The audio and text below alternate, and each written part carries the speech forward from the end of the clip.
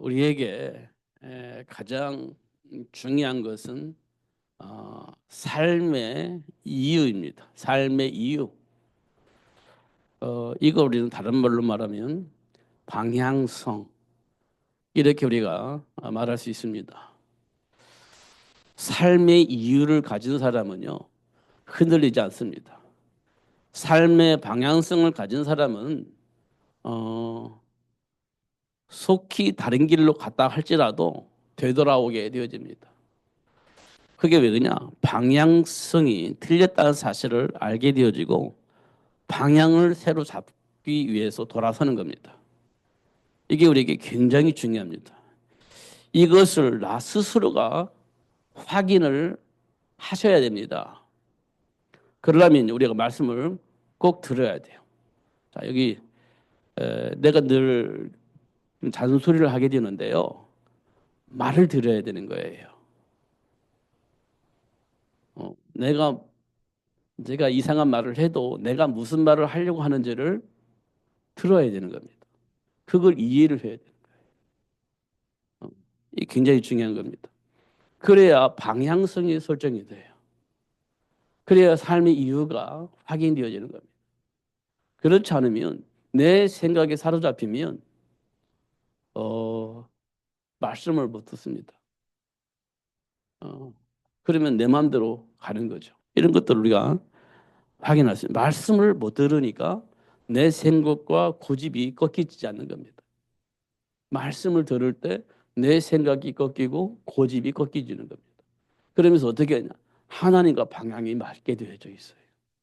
하나님 원하는 것은요, 세계 복음화입니다. 다시 말하면 우리 좀 세계 복음은 너무 멀리인 것처럼 느껴지지만 사실은 세계 복음화가 하나님 원의의 소원이에요. 그것 때문에 하나님 우리를 부르신 겁니다. 잡기 우리가 현장에서 본다면 지금 우리가 살고 있는 현장에서 본다면 하나님의 소원이 뭐겠습니까? 나로 인하여서 현장에 있는 사람들이 삶의 정체성을 알게 하시는 겁니다. 인간이 정체성을 알게 하시는 겁니다. 다시 말하면 삶의 정체성을 알게 하시는 겁니다. 나로 인하여서 아직도 뭔가 모르고 방황하고 있는 그 많은 사람들에게 삶의 정체성을 알릴 수 있도록 하나님 우리를 축복하신 겁니다. 그거를 우리고는 현장 복음화 이렇게 얘기를 합니다.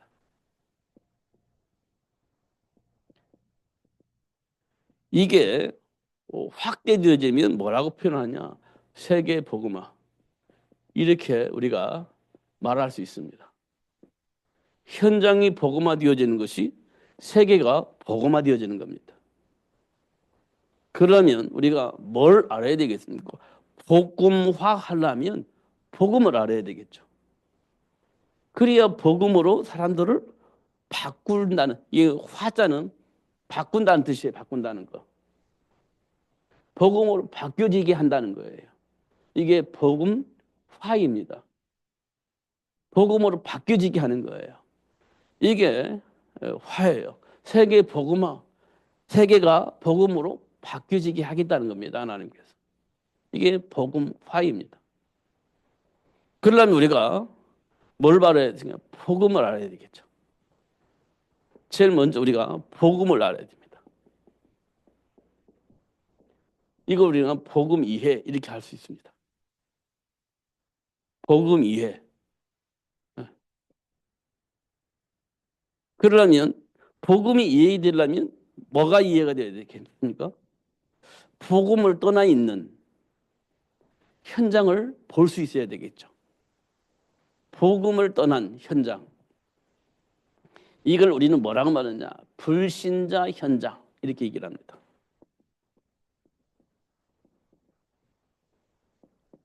이거는 복음을 떠난 현장을 말하는 겁니다.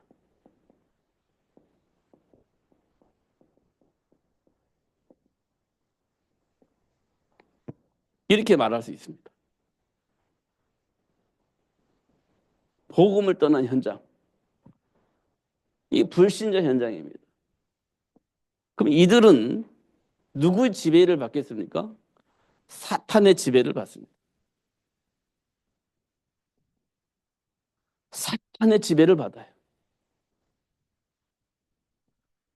이게 여러분 보여져야 됩니다.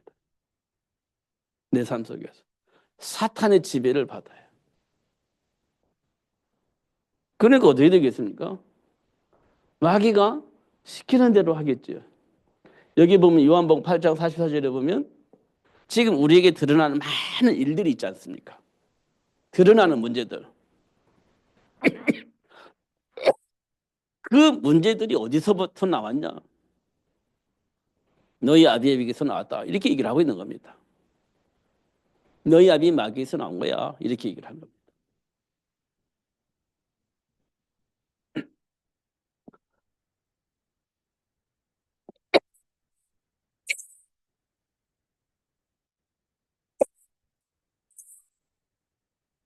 그러면 우리가 볼 수 있는 것처럼 창세기 3장 1절에서부터 7절에 보면 너희 아비 마귀가 아담과 하와를 어떻게 유혹하고 있는가 봐보세요. 첫 번째 유혹은요. 선악과 먹으면 하나님 같이 되어지기 때문에 먹으라고 했어. 이렇게 첫 번째 유혹을 했습니다.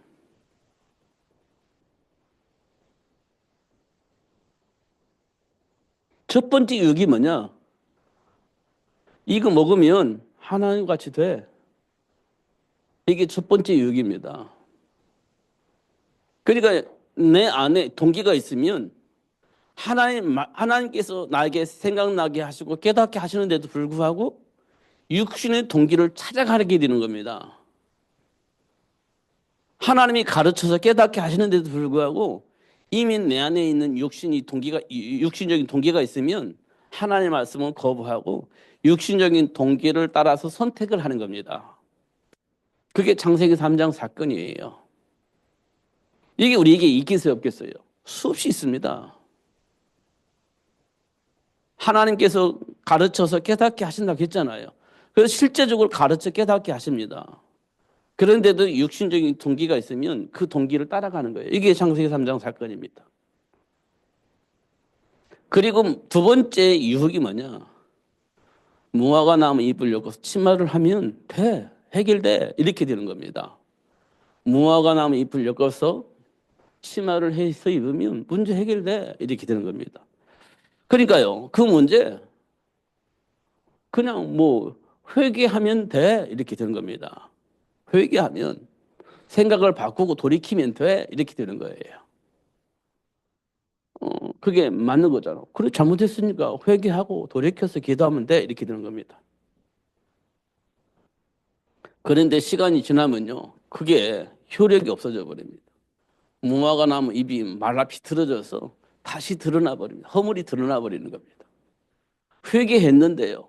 시간이 지나가 보니까 다시 본래 체질이 돌아와 버리는 겁니다. 회개가 중요한 게 아니에요. 회개는요, 어느 날 다시 돌아서는 겁니다. 다시 나와요. 이게 사단의 지배하에 있는 자들에게 오는 거예요. 이게 정말 깊이 들어야 됩니다, 이거. 나를 보면서, 나를 생각하면서 내 안에 있는 감정을 보면 이 말을 들어야 되는 거예요, 지금. 근데 왜 하나님의 말씀이 안 들릴까? 내 안에 이미 다른 것이 자리 잡혀 있어요. 어. 내가 하고 싶은 것 할 수밖에 없는 그 체질이 내 안에 있습니다. 그러니까 말씀이 잘 안 들립니다. 그러니까요. 선악과 먹지 말라고 했는데 아니요 먹으면 하나님과 된다는데 뭐 내가 하고 싶은 대로 할 거야. 이게 우리 안에 뿌리 내려 있기 때문에 하나님의 말씀이 잘 안 들립니다. 문제 드러나면 무화과 나무 잎을 엮어서 치마를 해 입는 거예요. 그럼 끝 이렇게 되는 겁니다. 이게 지금 우리 삶 속에서 일어나고 있는 일들이에요.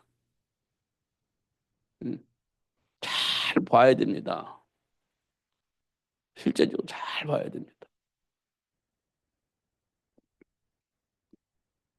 그래 놓고서는 결국은 어떻게 하냐? 창세기 6장에 기록되어 있는 대로 성공하면 돼, 성공. 여기에 성공이 기록되어 있습니다. 성공. 그렇죠. 어떻든 간에 하나님을 떠났든지 말든지 그게 중요하지 않아. 내가 원하는 삶을 살면서 내가 추구하는 삶을 살면서 원하는 삶의 결과가 나오기만 하면 되는 거야. 내가 원하는 삶의 결과가 나오면 돼. 그게 뭡니까? 성공입니다. 음. 내가 열심히 노력을 해서 성공의 결과가 나와버리면 끝. 뭐 누가 뭐라고 하겠습니까? 내가 열심히 노력을 해가지고 성공의 결과를 맺어줬는데 그럼 끝이지. 예수 믿든 안 믿든 그게 중요하지 않아요. 내가 열심히 준비해가지고 성공의 열매를 딱 맺어주면 그게 끝입니다. 그게 창세기 6장의 내피리 문화입니다. 창세기 6장의 내피리 문화. 그리고 나서 우리 자식들이 내가 원하는 대로 잘 준비돼서 성공의 열매를 맺으면 내 인생은 1등 인생이 되는 거예요. 내가 성공했죠? 내 자식도 내가 잘 케어를 해서 성공의 열매를 맺게 했죠? 그럼 그 1등 인생이지. 이렇게 되어지는 겁니다. 그게 창세기 6장의 네피림 문화예요. 그러니까 이 문화 속에서 사람들이 하나님을 떠나버립니다. 아, 저렇게 하면 성공도 하고 자식들도 잘 케어를 해서 성공의 열매를 맺게 하는구나. 그럼 나도 저렇게 살아야지. 이렇게 되어지는 겁니다. 그러면서 어떻게 해요? 하나님을 떠나는 겁니다. 그게 창세기 6장의 네피림 문화예요. 그걸 누가 만들었느냐? 사단이 그렇게 만든 겁니다. 그게 불신자 현장입니다. 이 불신자가 정말 악한 것만 있냐? 그렇지 않아요. 잘 준비해서 충분히 성공을 해가지고 사람들에게 영향을 입힐 수 있는 삶을 살고 있습니다. 충분히 성공해서 충분히 인격적으로 충분히 많은 사람들을 도와주는 삶을 살 수 있습니다. 불신자들도 신자들보다 더 훌륭한 사람이 많습니다. 인격적으로. 너무나 멋있는 사람 많습니다. 실제적으로. 삶 현장에 보면. 그러니까 많은 사람들이 인격적이고 훌륭한 그 사람을 따라가는 겁니다. 멋있으니까요. 그런데 그가 불신자예요. 그럼 누구 지배를 받습니까? 사탄의 지배를 받는 겁니다. 이게 빨리 우리 정리가 되어야 됩니다. 이게 정리가 돼야 돼요. 아무리 인격적으로 훌륭해도 하나님을 떠나 있는 상태는 마귀 지배를 받고 있는 겁니다. 그 사람의 영향을 받고 사람들이요. 야, 예수 믿는 사람이 어찌 저럴 수 있어. 참 저 사람 난 본이 되고 저 사람 따라가고 싶어. 이렇게 하는 사람들이 많이 있습니다. 그런 내면을 보면 마귀가 지배를 받고 있는 겁니다. 그래서 그 인격을 가지고 수많은 신자들을 혼란하게 만드는 겁니다. 유혹하는 거예요.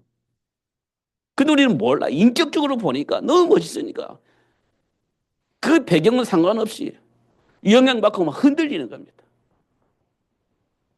일단 많은 사람이 있습니다. 정말로. 그러니까 뭐 예레미야처럼 막 그렇게 사랑을 베푸는 사람, 막 엘리야처럼 그렇게 막 능력을 가지고 많은 사람을 도와주는 사람, 선지자처럼 막 굉장히 중요한 메시지를 가지고 수많은 사람들을 감동하게 하는 사람 참 많습니다. 그런데요, 그게 불신자입니다. 그럼에도 불구하고 수많은 사람들이 영향을 받고 있습니다. 음. 그게요, 사탄의 지배하에서 수많은 기독교인들을 유혹하고 흔들리게 만드는 겁니다.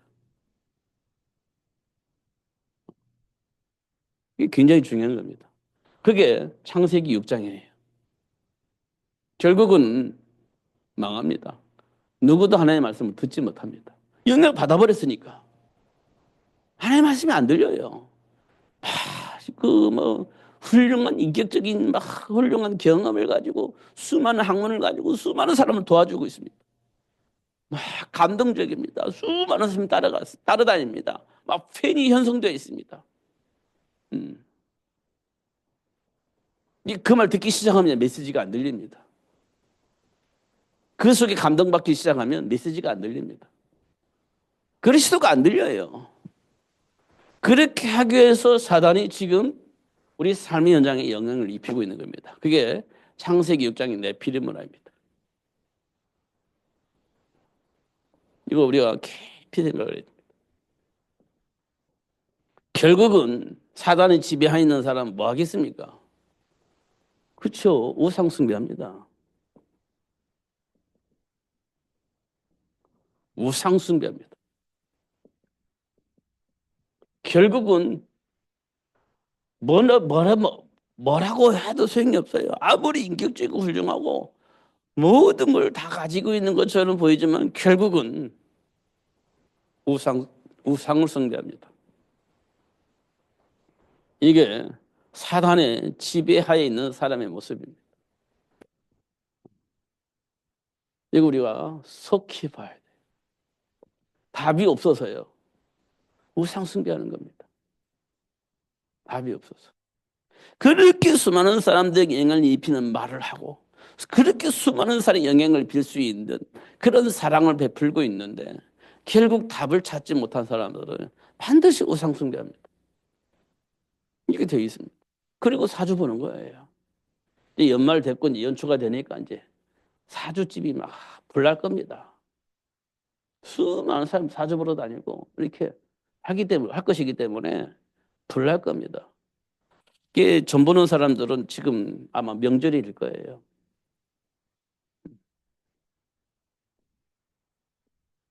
사탄의 지배에 있습니다. 음. 그럼 어떻게 되겠습니까? 결국은 망해요. 결국은 망합니다. 성경에 보니까요. 뭐가 있냐? 사단의 지배에 있는 사람은 뭐가 있냐? 마음에 답이 없습니다.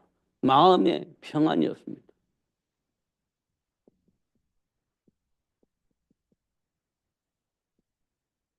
마음에 평안이 없어요. 그걸 보고 우리는 뭐라고 하냐? 두려움. 두려움이 있습니다. 답을 가지고 있는 것 같은데 마음이 평안이 없어요.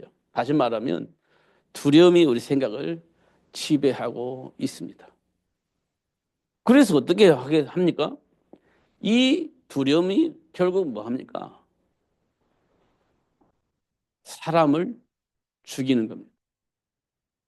가인과 아벨 사건을 통해서 가인이 아벨을 쳐 죽입니다. 쳐 죽여요. 답이 없으니까 사람을 쳐 죽입니다. 이걸 보고 우리는 상처라고 합니다. 상처가 건드려지면 어떻게 돼요?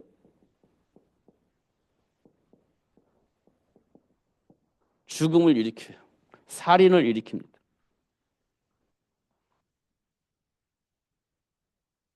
살인을 일으킵니다. 이게 첫 번째 사건이에요. 가인과 아벨을 통해서 일어난 사건이에요. 답이 없으니까. 상처가 건드려지니까. 동생을 돌로 쳐 죽이는 겁니다. 근데 이게요. 가인 한 사건으로 끝나는 것이 아니라 이게 후대에게 그대로 대물림 되어진다는 겁니다. 대물림 되어지는 거예요. 이게 이제 다른 말로 말하면 미움이라고 얘기합니다. 미움. 사람을 미워하는 거예요. 그래서 성경은 뭐라고 하느냐. 사람이 미워지는 그 자체가 이미 사람을 죽인 것이다. 이렇게 표현되어져 있기도 해요. 이 미워하는 것과 살인과 똑같은 것이다. 이렇게 설명을 하고 있습니다. 그게 뭐냐? 근본적인 뭐냐? 상처입니다. 상처. 이게요. 드러나는 겁니다. 결국은 사단의 지배하에 있는 사람은 이런 결과가 나와요. 가인을 통해서 확인을 할 수가 있습니다. 가인의 후손을 통해서 이걸 확인을 할 수 있습니다. 이런 거 우리가 볼 수 있죠. 그리고 두 번째 있습니다. 두 번째. 상처가 이렇게 사람을 죽이기도 하잖아요. 그런데요, 결국 우리는요, 이 문제가 해결되지 않기 때문에 결국 여기까지 오잖아요. 그러니까 사람들이 이제 뭘 하느냐? 철저한 삶을 추구하는 겁니다. 철저한 삶을 추구해요. 그게 뭐냐? 율법입니다. 율법주의. 드러나는 문제들이 해결이 안 되니까 철저하게 살아보려고 이 율법주의에 빠지게 되어집니다. 철저하게 지켜는 겁니다. 지키는 겁니다. 철저한 삶입니다. 철저한 삶. 음. 이걸 우리가 다른 말로 말하면 완벽주의 이렇게 우리가 볼 수가 있습니다. 어, 철, 왜 남에게 허물을 드러내고 싶지 않고 어떤 통로를 열어주고 싶지 않은 거예요. 그러니까 철저하게 완벽하게 삶을 추구를 하는 겁니다. 철저하게 삶을 추구해요. 그런데 뭐가 없어요? 평안이 없습니다. 평안이. 그런데 평안이 없어요. 그러니까 여기서 뭐냐? 평안이 없잖아요. 그 평안이 없는 이유가 뭐냐? 주변 상대방의 어떤 영향 속에서 내가 이렇게 이제 상처를 그 평안을 깨진다 보는 겁니다. 그래서 나도 모르게 원망이 나와요. 나는 문제가 없는데 자꾸 나를 힘들게 만드는 사람이 생기는 겁니다. 그래서 나도 모르게 원망이 나와요. 그러니까 완벽하게 살아도 주변에서 나를 힘들게 만들어요. 그러니까 나도 모르게 원망이 나와요. 이 말은 답이 없다는 거예요. 이 말은 답이 없다는 겁니다. 결국 이렇게 되어집니다. 마음이 평안이 없어요. 이 말은 두려움이 있다는 얘기거든요. 그런데 이걸 이겨먹으려고 해결해 보려고 완벽주의로 살고 있는데 이게 안 되는 겁니다. 주변을 통해서 자꾸 뭐 문제가 생기고 사건이 생기고 자꾸 내 마음의 평안을 깨트리고 있습니다. 그러니까 나도 모르게 원망이 나오는 거죠. 이렇게 이런 것들이 나오는 것을 확인할 수 있습니다. 이게 불신자 상태의 모습입니다. 불신자 상태의 모습이에요. 그러니까 결국 어떻게 하냐? 어떻게 하냐? 그냥 즐기는 겁니다.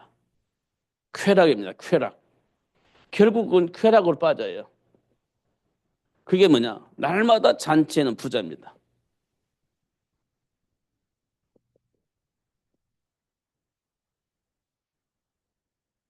결국은 이것도 아니고 저것도 아니고 그러니까 쾌락에 빠지는 겁니다. 날마다 잔치하는 부자. 그거 가지고 이제 사는 겁니다. 그런데 죽어서 지옥에 가버립니다.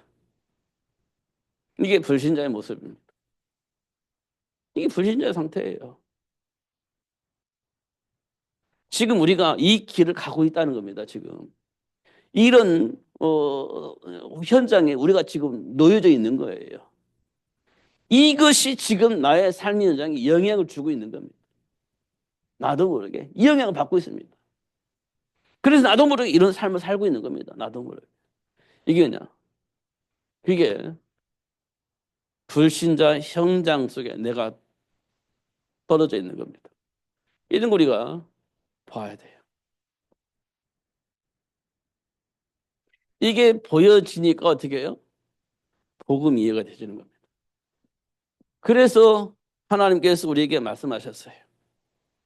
왜 그러냐? 왜? 왜 네가 나를 불신앙했고 네가 왜 나를 떠나서 자꾸 질문하는 겁니다.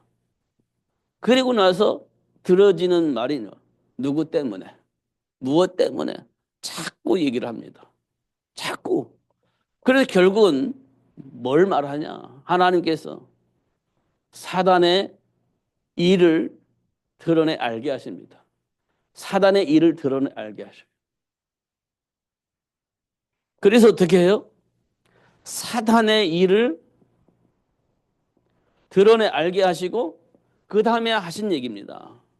그 사단의 일을 멸하실 여자의 후손을 약속을 하신 겁니다. 사탄의 일을 드러내 알게 하시고 사단의 일을 멸할 그리스도를 우리에게 보내주시겠다 약속을 하신 겁니다. 음. 이게 이제 굉장히 중요한 겁니다. 이게. 그래서 어떻게 해요? 이 사단의 일을 멸하신 그 예수님을 알게 하시기 위해서 현장에 뭘 봐요? 기근을 만나는 겁니다. 누가? 아브라함이요. 아브라함이 기근을 만나요. 이때 뭐가 나오죠? 아브라함이 가지고 있는 체질이 나옵니다. 아브라함의 체질이 나와요. 이 뭐냐? 삶의 기준입니다. 기근을 만나니까 아브라함의 체질이 나와요. 삶의 기준이 나와요. 그러면 이 선택은 하나님이 주신 말씀과 상관이 없는 선택을 했다는 거예요. 그럼 이 기준은 어디서 왔습니까? 너희 아비 마귀에게서 나온 거다. 너희 아비 마귀에서 나온 그 체질을 아브라함이 그대로 가지고 있는 것을 확인하는 겁니다. 언제요? 기근 만났을 때. 확인을 한 거예요. 그렇잖아요. 그래서 하나님께서 뭐라고 했냐. 이 문제를 해결하려고 내가 너에게 여자의 후손을 약속했고 그 복을 누리게 하려고 내가 너를 불렀어 라고 말씀을 하십니다. 그래서 아브라함에게 뭘 약속하냐면 복의 근원이 되게 하신 이유를 알게 합니다. 이유를 알게 하세요. 내가 너를 복의 근원으로 부르신 이유를 알게 하십니다. 이 사건을 통해서 드러난 삶의 체질을 통해서 내가 너를 복의 근원으로 부르신 이유를 알게 하셔요. 알게 합니다. 이때 어떻게 언약 붙잡은 아브라함이 응답을 받아요. 그래서 어떻게 해요? 막 갈등이 일어났을 때 어떻게 해요? 선택을 하는데 언약 안에서의 선택을 합니다. 언약 안에서 선택을 해요. 그러니까 어떻게 갈등이 있을 때 양보하고 하나님의 편에서 하나님의 배경을 누리는 선택을 하게 되어집니다. 이게 하나님이 우리에게 보여주신 축복이에요. 하나님 우리에게 보여주신 축복입니다. 지금 우리 삶 속에서 이게 굉장히 날마다 일어나는 일인데요. 이걸 우리가 날마다 확인을 해야 됩니다. 날마다. 그래서 선택을 하나님 주신 언약 안에서 선택하는 훈련을 우리가 받아야 됩니다.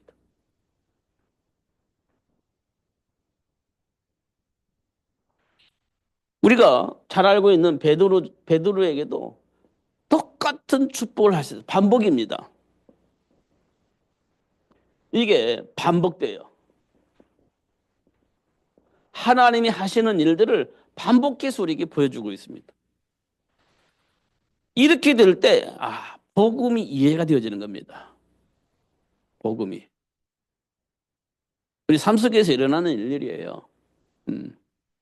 우리가 많은 공부도 하지만, 많은 지식도 있지만, 실제로 내 안에 있는 감정과 삶 속에서 일어나는 일들을 통해서 사단의 일이 보여져야 하나님 주신 복음이 이해가 되어지는 겁니다. 그래서 그 안에서 선택이 나와요. 그러면 이제 하나님이 준비해 준 축복이 있습니다. 하나님으로부터 준비된 축복. 이게 뭡니까? 이삭 준비입니다. 하나님이 이삭을 준비해요. 근데 이 이삭을 언제 준비하냐? 사람들이 포기했습니다. 육신적인, 의학적인 그 생각 속에 있는 이 생각 때문에 우리는 포기합니다. 음, 아브라함과 사라가 임신할 수 없는 상황을 만듭니다. 임신할 수 없는 상황을 만들어요. 포기했지. 포기한 겁니다. 사람이요, 하나 형성되려면 정자와 난자가 만나야, 이 두 세포가 만나야 인간이 형성이 되어집니다. 정자만 가지고는 인간이 안 만들어져요. 난자만 가지고는 인간이 안 만들어집니다. 정자와 난자가 만나져야 인간이 만들어지는 겁니다.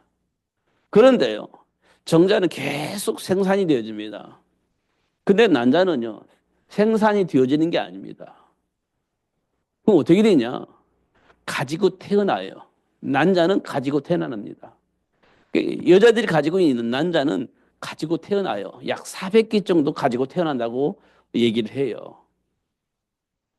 그러니까 언제부터 이게 이제 확인되냐면, 생리가 한 달에 한 번씩 있잖아요. 그게 하나씩 하나씩 떨어져 나가는 겁니다. 하나씩 하나씩 떨어져 나가요. 그러면 400개쯤 떨어져 나가면 난자는 없어지는 겁니다. 그 떨어진 날을 보고 우리는 폐경이라고 합니다. 그러니까 약 50살 정도 되면 폐경이 돼요. 왜냐? 400개 쭉 태어나가다가 하나씩 하나씩 빼다 보면 약 40년 동안 이 난자가 나오는 거예요. 그러면 그때 폐경이 되는 겁니다. 그러면 생산이 끊겨지는 거죠. 아브람과 사라가 가지고 있는 그 시기가 아니야. 사라가 폐경이가 된 거예요. 폐경이 된 거예요. 그럼 악이 날 수가 없는 거죠. 그때까지 하나님은요, 기다리신 겁니다. 아브라함과 사라가 정말 나를 믿는지 안 믿는지를 확인하기 위해서 그때까지 기다리신 거예요. 폐경이 될 때까지. 그럼 우리는 이제 포기 이렇게 된 겁니다. 왜? 날 수가 없어요. 방법이 없잖아요. 이 말은 하나님의 말씀을 안 믿는다는 거죠. 그래서 하나님께서 그 아브라함과 사라를 찾아왔습니다. 자기는 포기했어요. 그리고 다른 여자를 통해서 아브라함이 아들을 낳죠. 그게 이스마엘입니다. 자기도 포기한 겁니다. 근데 찾아왔습니다. 아브라함과 사라에게 네 몸에서 아기가 임신될 거다. 그렇게 얘기를 하니까 사라가 웃었죠. 나는 난자가 없는데 이렇게. 이게 포기한 겁니다. 근데 하나님께서 그 사라에게 임신할 수 있는 복을 주신 겁니다. 그게 재창조의 능력입니다. 하나님이 약속이 이루어질 수 있도록 재창조의 능력을 통해서 사라에게 임신할 수 있는 복을 주신 거예요. 그래서 누가 준비됐냐? 이삭이 준비된 겁니다. 그래 이삭이 뭐합니까? 복의 근원. 이삭이 복의 근원. 이렇게 된 거예요. 그래가지고 어떻게 했냐? 이삭이요?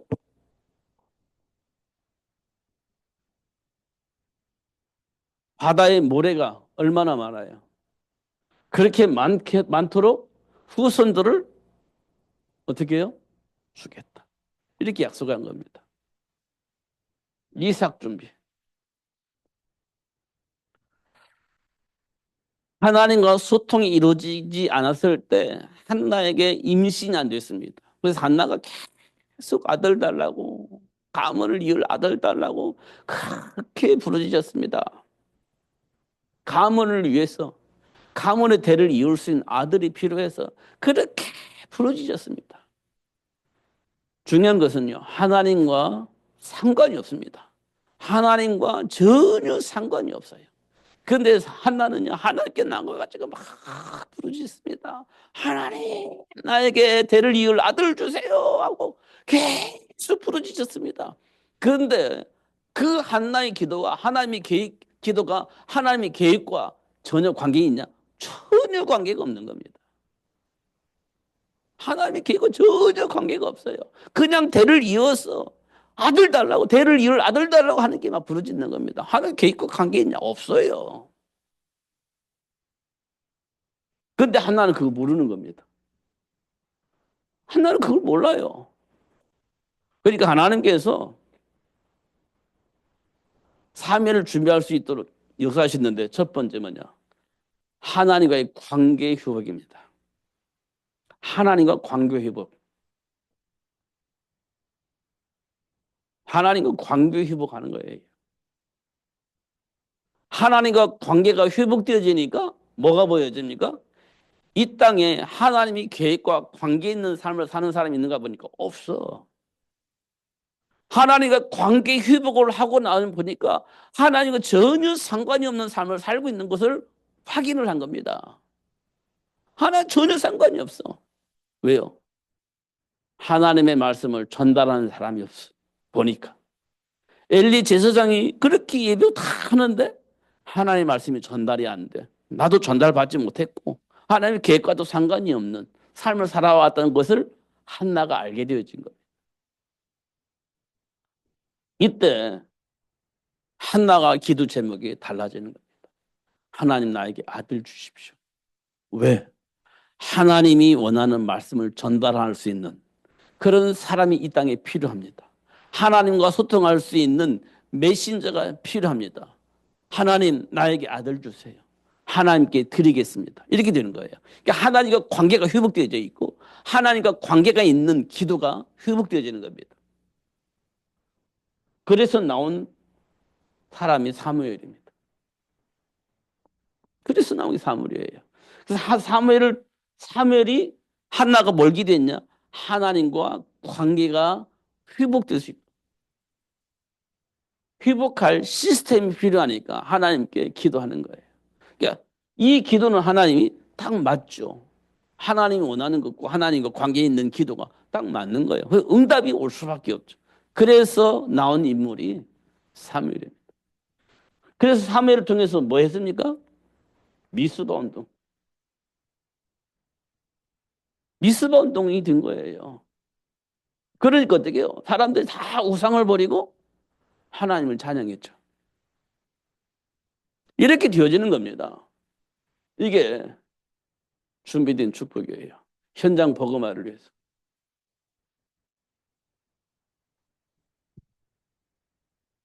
이것 때문에 우리에게 진짜 필요한 건 뭐냐? 죄와 사망의 법에 묶여 있는 우리가 죄와 사망의 법에서 해방이 되어져야 되는 겁니다. 그것 때문에 예수님이 땅에 오신 겁니다. 그것 때문에. 우리에게 해결할 수 없는, 우리에게 있는 죄와 사망의 법에 묶여 있는 이 문제 해결해 주시고 하나님이 준비한 복을 누릴 수 있도록 하기 위해서 예수님이 땅에 오신 거예요.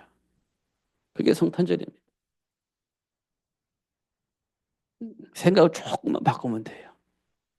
예수 안에서 내 생각이 조금만 전환이 되어지면 됩니다. 그러면 누구든지 상관없어요. 하나님이 약속하신 그 복을 누릴 수 있습니다. 누구든지 상관없습니다. 이 부분을 여러분들이 꼭 응답을 받아야 돼. 확인해야 돼. 그러면 되어집니다. 그러면 돼. 상관없습니다. 지금까지 어떻게 그게 중요하잖아요. 지금 예수 만나면 되는 거예요. 담의 세계에서 사도 바울이 예수 만났잖아요. 그동안에 수많은 예수 믿는 사람 핍박하고 죽임 당하는 그 일에 앞장섰던 그 바울이요. 예수 딱 만나니까 딱 끝났습니다. 완전히 전환이 됐습니다. 완전히 바뀌었어요. 여러분 지금까지 어떻게 생각했는지 모르겠습니다. 그러나 지금 예수 만나면 완전히 전환이 되죠. 삶이 바뀌어요. 저주와 재앙이 모든 사람을 복되게 할 수 있는 복의 근원의 사람으로 바뀌는 겁니다. 이게 하나님의 주신 축복이에요. 이거 꼭 확인하시고 누리셔야 됩니다. 그 사람을 통해서 하나님 원하시는 현장을 복음하고 세계를 복음하는 일에 쓰임받게 되죠. 그것 때문에 하나님께서 저와 여러분 부르신 거예요. 속지 마시기 바랍니다. 그리고 지금부터 기도하면서 준비하시고 도전하시기 바랍니다. 그럼 다윗과 같이 골리앗도 이길 수 있고 요셉처럼 어떤 환경 속에서 형통한 복을 누릴 수 있는 축복을 누릴 수 있도록 하나님 축복하실 거예요. 예수님께서 말씀하신 것처럼 땅 끝까지 복음을 증거하는 예수가 그리스도를 말할 수 있는 증인으로 살 수 있도록 여러분을 축복하시고 인도하실 겁니다. 약속을 믿으시고 날마다 승리하는 축복을 누리시기를 예수님 이름으로 축복합니다. 기도하겠습니다. 하나님 아버지 감사합니다. 오늘도 최고의 복을 주셔서 감사하고 알게 해주셔서 감사합니다. 생각과 삶 속에 그리스도로 충만하게 하시고 하나님이 약속하신 말씀 속에 응답을 받게 하여 주시고 그 응답의 배경을 통해서 오늘도 영적 싸움에 승리하게 하시고 하나님이 약속하신 축복의 열매가 삶 속에 맺혀질 수 있도록 역사하여 주옵소서. 예수님 이름으로 기도하옵나이다. 아멘.